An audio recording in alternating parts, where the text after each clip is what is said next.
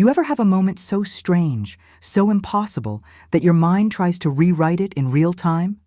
Like your eyes see it, your heart feels it, but your brain just refuses to let it be true? That's what happened the day my son brought his fiancée home. I'd been waiting for this moment for years. Not just as a mother, but as a woman who'd spent her whole life holding a family together with nothing but prayer, grit, and the kind of love that survives even when it's not returned. I wanted to see my son happy. I wanted to see him choose right. I wanted to believe that after everything we'd been through, he'd finally found someone who could love him the way he deserved. But I never expected the past to walk through my front door wearing a smile and a diamond ring. It started like any other Sunday. I was in the kitchen, humming to myself, hands deep in biscuit dough, when Marcus called out from the porch. "Mama, we're here!" I wiped my hands on my apron, smoothed my hair, and tried to calm the nerves that always come when you're about to meet the woman your son says he wants to marry. I'd seen pictures, of course, heard stories, but nothing prepares you for the real thing. I opened the door, and there they were. Marcus, tall and handsome, with that nervous energy he's had since he was a boy. And beside him, a young woman, maybe 24, with skin the color of warm honey and eyes that looked like they'd seen too much for her age. She wore a soft blue dress, simple but elegant, and her hair was pulled back in a way that made her look both older and younger at the same time. She smiled at me, wide and genuine. "Hi, Mrs. Carter, I'm Lila." Her voice was soft, but there was something in it, a tremor, a note I couldn't place. I smiled back, but my heart was already racing. There was something about her face, something about the way her eyes darted around the room, the way her hands fidgeted with the strap of her purse, something that felt familiar. I pushed the feeling down, told myself I was just being overprotective, that every mother feels this way when her son brings home the woman he wants to marry. But then she stepped inside, and the light from the window hit her just right, and I saw it, a birthmark just below her left ear, small, shaped like a teardrop.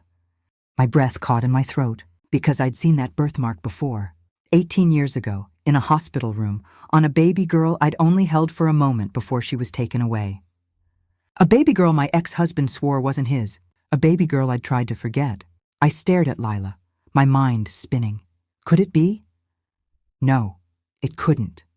The odds were impossible.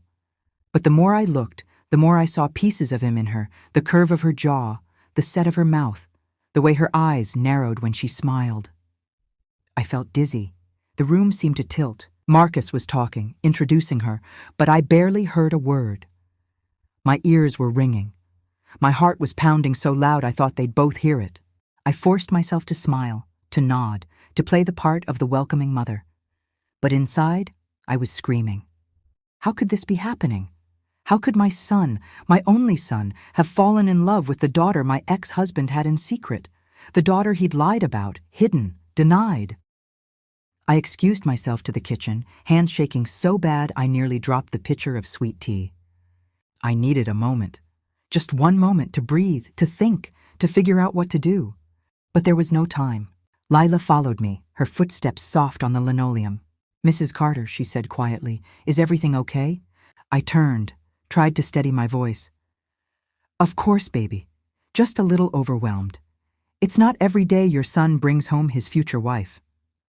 She smiled, but her eyes were searching mine, like she was looking for something, like she was waiting for me to say something she already knew. I wanted to ask her. I wanted to blurt it out. "Who's your father? Where were you born? Do you know who you really are?" But I couldn't. Not yet. Not with Marcus in the next room, not with the past clawing at my throat. So I poured the tea, set the table, and tried to act normal. But every time I looked at Lila, I saw ghosts. We sat down to dinner. Marcus talked about his job, his plans, his dreams. Lila laughed at his jokes, asked me about my garden, complimented my cooking. On the surface, it was perfect. But underneath, I was unraveling. I watched the way Marcus looked at her, so in love, so sure. I watched the way Lila looked at him, affectionate, but with a shadow in her eyes. I watched the way she glanced at me, quick and nervous, like she was waiting for the other shoe to drop. After dinner, Marcus went out to the porch to take a call. Lila stayed behind, helping me clear the table. We worked in silence for a moment, the clink of dishes the only sound. Then quietly she said, "You look like you've seen a ghost." I froze. She set down the plate, turned to face me. "I know who you are, Mrs. Carter. I know who Marcus is. I know who my father is." My heart stopped.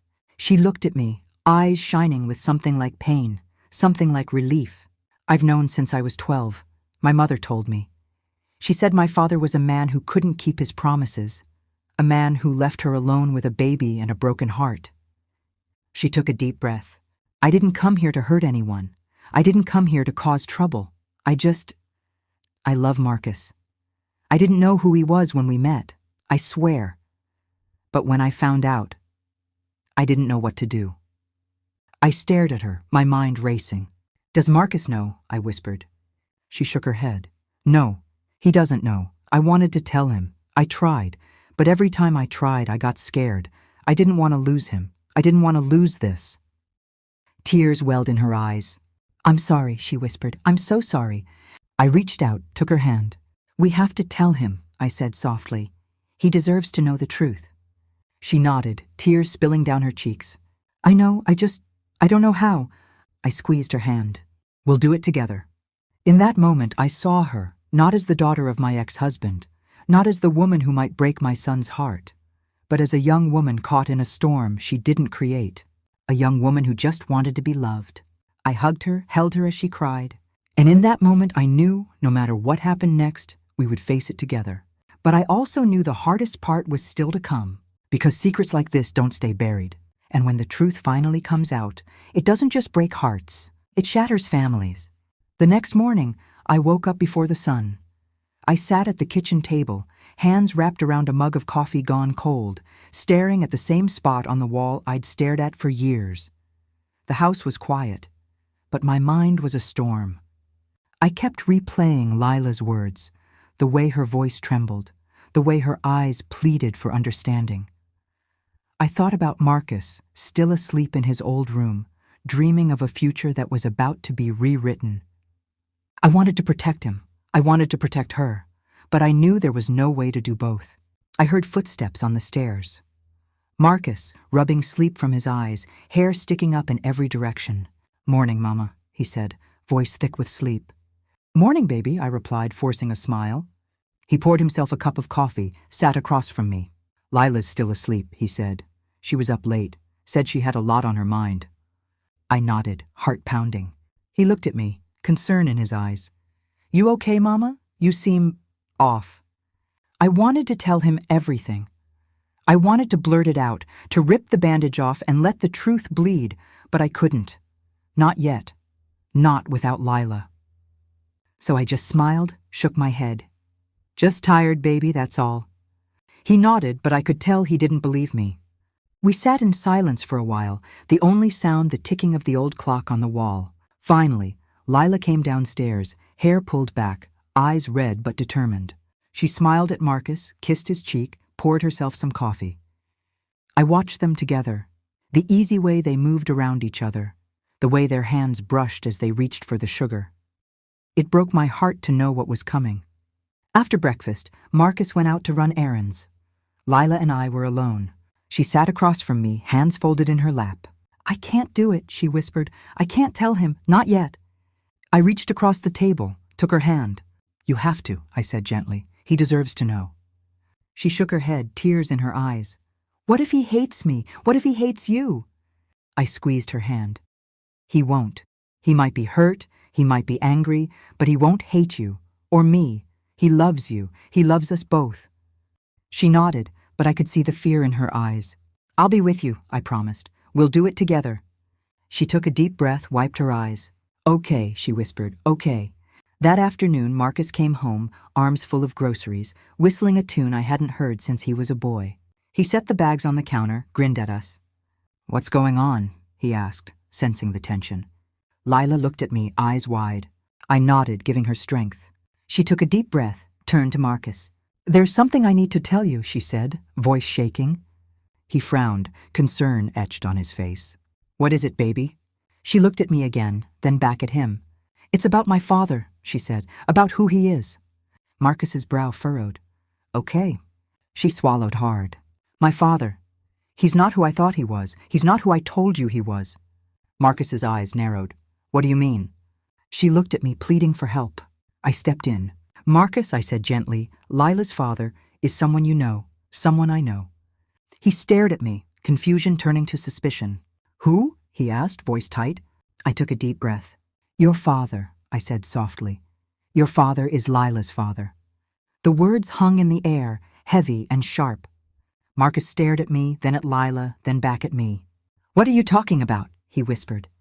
Lila's eyes filled with tears. It's true, she said. I didn't know when we met. I swear.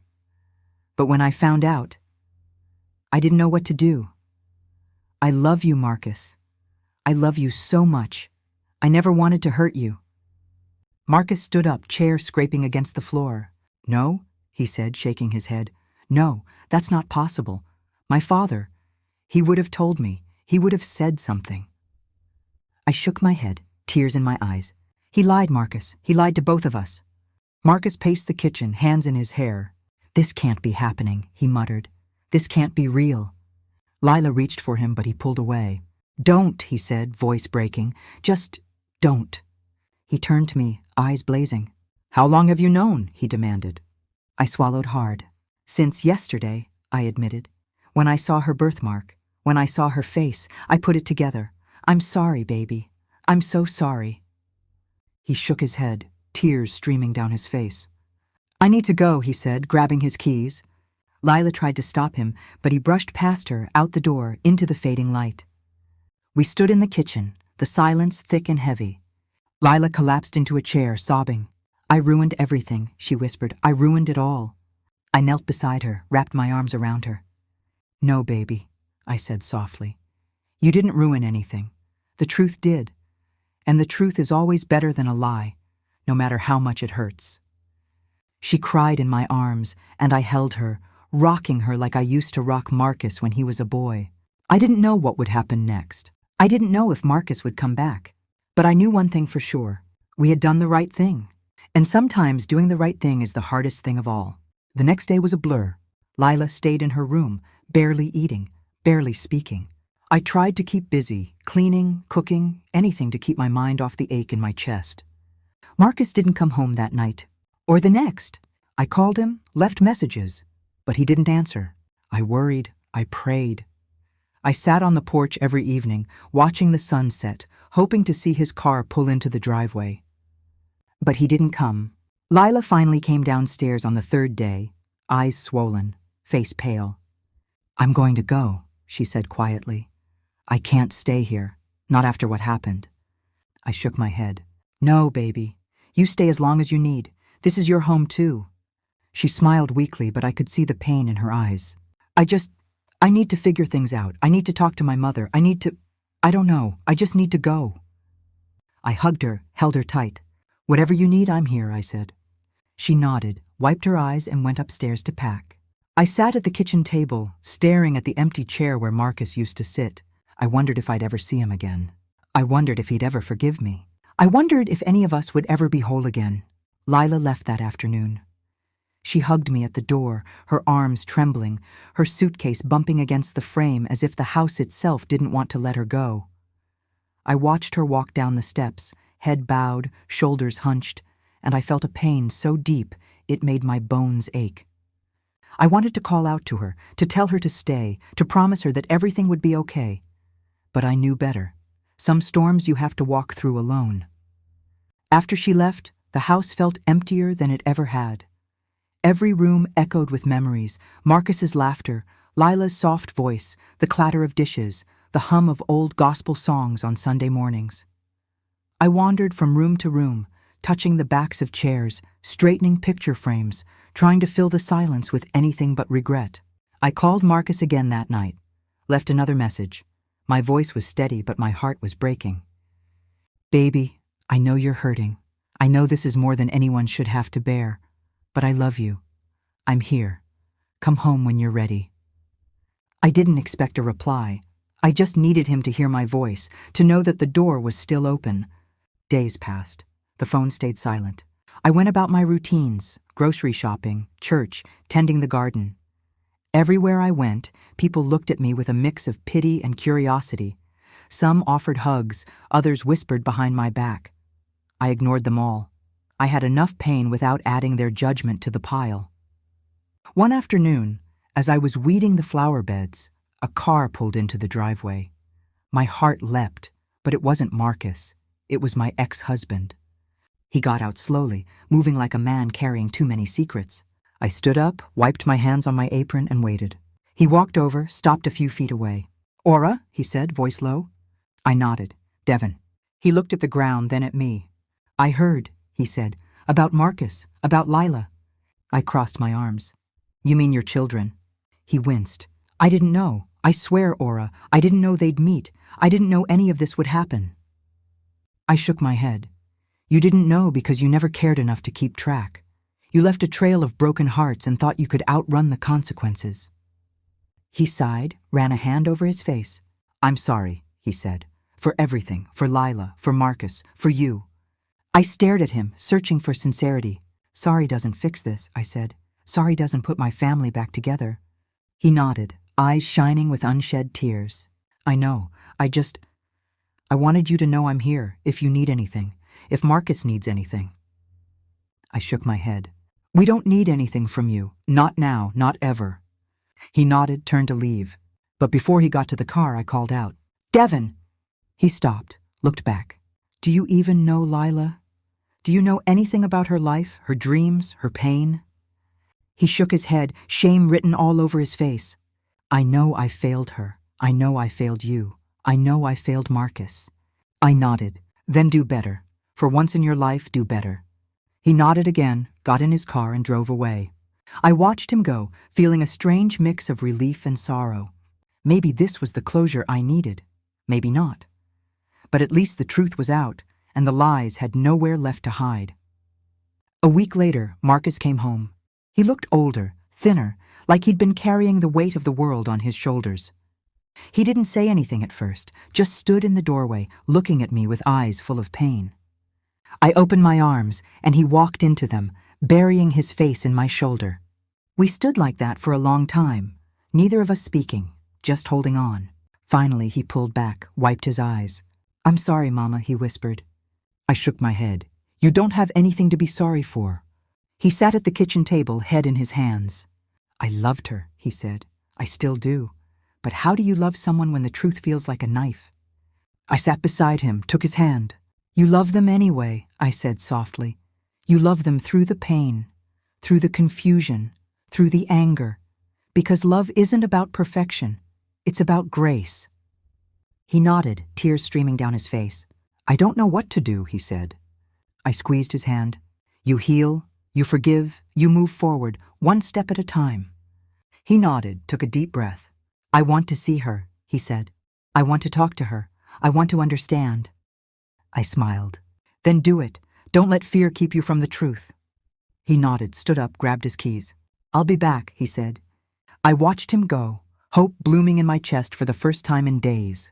That evening, Marcus called. "She's okay," he said. "She's hurting, but she's okay. We talked, we cried, we're going to take some time, figure things out, but I think we'll be okay. Eventually." I smiled, relief flooding through me. "I'm proud of you," I said, "both of you." He laughed, a little shaky.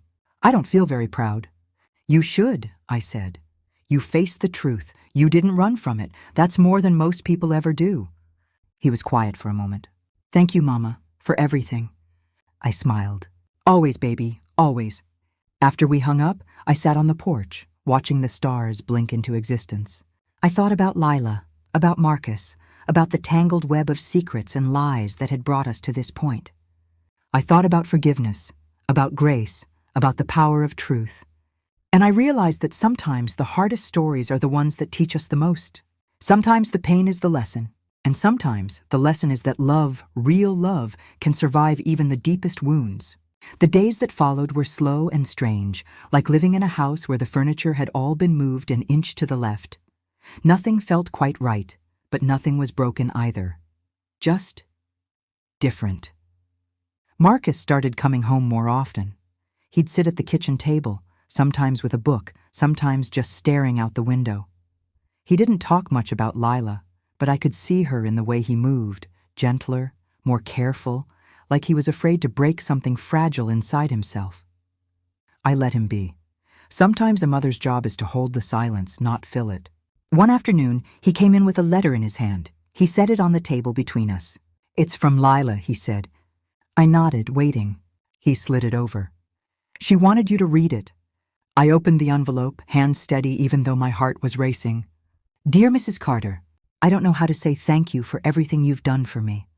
I know I brought pain into your home, and I'm sorry. I never meant to hurt you or Marcus. I just wanted to belong somewhere. I wanted to be loved. I hope one day you can forgive me for the secrets I kept and the pain I caused. I'm working on forgiving myself, too. Thank you for seeing me, for holding me, for not turning me away when you had every right to. I'll never forget your kindness. Love, Lila." I folded the letter, tears stinging my eyes. "She's a good girl," I said softly. Marcus nodded. "She is." He looked at me, searching my face for something, maybe permission, maybe hope. "Do you think we can ever be normal again?" he asked. I smiled, a little sad, a little wise. "Baby, normal is just a setting on the dryer. All we can do is keep moving forward, one day at a time." He laughed, the sound lighter than it had been in weeks. A few days later, Lila called. She wanted to come by to talk. I said yes, of course. When she arrived, she looked different, older maybe, or just more sure of herself. She hugged me at the door, held on a little longer than before. We sat in the living room, sunlight streaming through the window, dust motes dancing in the air. "I've been thinking a lot," she said, "about family, about what it means to belong. I spent so much of my life looking for a place to fit, for people to love me. I thought finding my father would fix everything, but it didn't. It just made me realize how much I already had." I listened, letting her words settle. "I want to make things right," she said, "with you, with Marcus, with myself." I reached over, took her hand. "You already have, baby. You told the truth. You faced the pain. That's more than most people ever do." She smiled, tears in her eyes. "I want to see Marcus," she said. "I want to talk to him, really talk. No more secrets." I nodded. "He wants that too."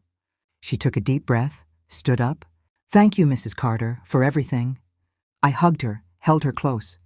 "Your family," I whispered, "no matter what." That evening, Marcus and Lila sat on the porch together. I watched from the kitchen window, heart in my throat. They talked for hours, voices low, faces serious. Sometimes they laughed, sometimes they cried, sometimes they just sat in silence, hands entwined. When the sun set, they came inside, eyes red but smiles real. "We're going to take it slow," Marcus said. "Figure things out, no rush." I nodded, relief flooding through me. "I'm proud of you both," I said, "for choosing truth, for choosing each other." They hugged me, and for the first time in a long time, I felt hope blooming in my chest. The weeks turned into months. Marcus and Lila rebuilt their relationship, brick by brick, truth by truth. It wasn't easy. There were setbacks, arguments, moments of doubt. But they kept showing up, kept choosing each other. I watched them grow, watched them heal, watched them become stronger than they'd ever been. And I healed too. I forgave Devin, not for him, but for me. I let go of the anger, the resentment, the pain. I let myself move forward to find joy in the small things again. I started gardening more, filling the yard with color and life. I joined a book club, started volunteering at the community center. I found myself again, piece by piece. And through it all, I held on to the lesson I'd learned. Family isn't about blood. It's about truth. It's about love. It's about choosing each other even when it's hard, especially when it's hard. Summer came, and with it, a new kind of peace.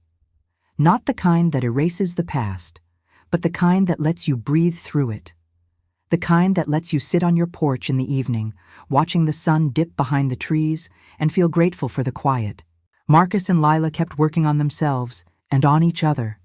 They started going to counseling together, not because they were broken, but because they wanted to build something strong, something honest.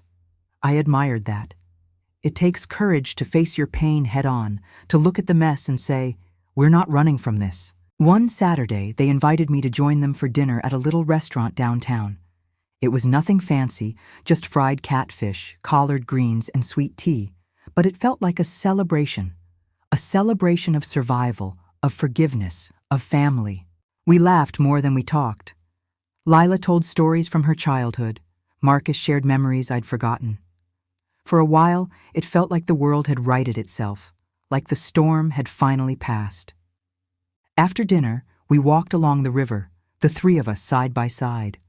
Lila slipped her arm through mine, and I felt a warmth I hadn't felt in years. "Thank you," she whispered, "for not giving up on me, on us." I squeezed her hand. "Family doesn't give up," I said. "We just keep showing up." A few weeks later, Lila's mother came to visit. I'll admit, I was nervous. We'd never met, never spoken. But Lila wanted us to meet, to try and build a bridge where there had only been distance. She arrived on a Sunday afternoon, carrying a pie and a bouquet of wildflowers. She was tall, elegant, with eyes that held stories I'd never hear. We sat on the porch, sipping lemonade, making small talk. At first, it was awkward. Two women with too much history between them, and not enough words to cover it. But as the afternoon wore on, we found common ground. We talked about our children, about the mistakes we'd made, about the dreams we still held on to.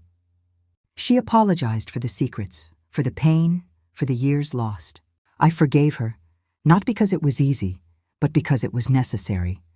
We hugged before she left, and I felt a weight lift from my shoulders. Lila watched us, tears in her eyes. "Maybe now we can all move forward," she said. I nodded. "Maybe now we can?" Life settled into a new rhythm.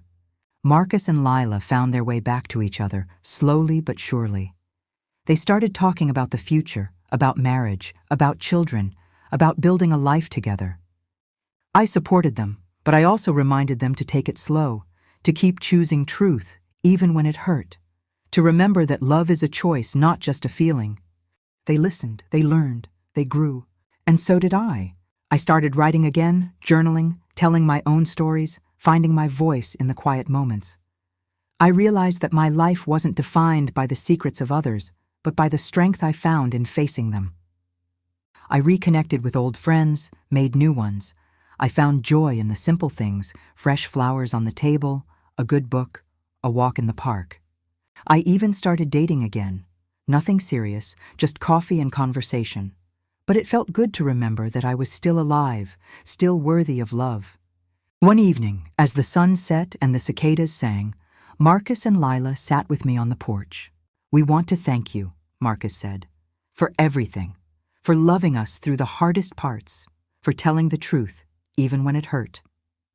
Lila nodded, her eyes shining. "You saved us," she said. "You saved me." I smiled, tears in my eyes. "No, baby, you saved yourselves. I just held the light so you could find your way." We sat in silence, watching the sky turn from gold to indigo. And in that moment, I knew we were going to be okay. Maybe not perfect, but okay. And sometimes that's more than enough.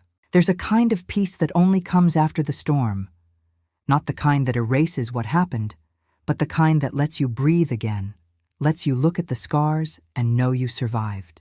I look at Marcus and Lila now, and I see two people who have learned what it means to love with their eyes open.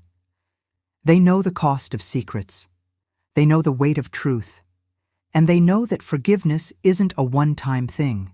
It's a choice you make every day, sometimes every hour. I see myself too. Not just as a mother or a woman who held a family together through heartbreak, but as someone who learned to let go of what she couldn't control. Someone who learned that love is not about holding on, but about letting people find their own way, even if it means walking through fire. If you're listening to this, maybe you've been there. Maybe you've loved someone so much you ignored the warning signs. Maybe you've kept a secret, thinking it would protect someone you love, only to find it did the opposite. Maybe you've been the one left holding the pieces, wondering how to put your life back together. Let me tell you, you're not alone.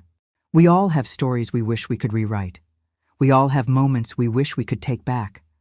But the only way forward is through. Through the pain, through the truth, through the hard conversations and the sleepless nights. And on the other side, there's hope. There's healing. There's a new kind of family, built not on secrets, but on honesty and grace. So if you're sitting in the dark, wondering if you'll ever feel whole again, know this: you will. It might take time. It might take tears. But you will. And when you do, you'll look back and see that every broken piece was just making room for something stronger. Thank you for listening to my story. Thank you for letting me share my truth. If this touched your heart, if you saw yourself in these words, I hope you'll share your own story in the comments. Let's build a community where no one has to heal alone. If you haven't already, tap the like button and subscribe to Tales of Ora Mae for more true stories of love, loss, and the lessons that make us who we are. You can support this journey with a super thanks or just by sharing this video with someone who needs to hear it. Sending love your way. See you in the next story. And remember, the truth might hurt, but it also sets you free.